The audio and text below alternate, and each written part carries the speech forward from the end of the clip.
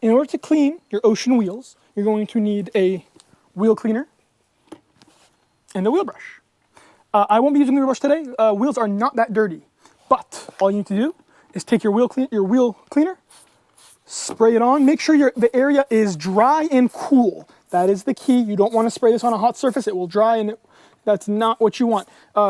Wetness will dilute the product. My wheel, the hose was on, so it's sprayed. But other than that, what you're going to do is you're just going to spray it on here.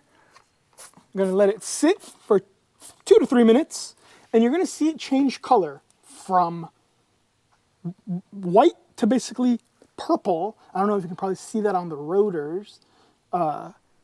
And that's your sign. That's basically, hey, the product is kind of getting in there, mixing in with the iron in the brake pads, and it's getting it off. So you're just going to wait 2 to 3 minutes, and then you're going to take your hose and rinse off. And you're done.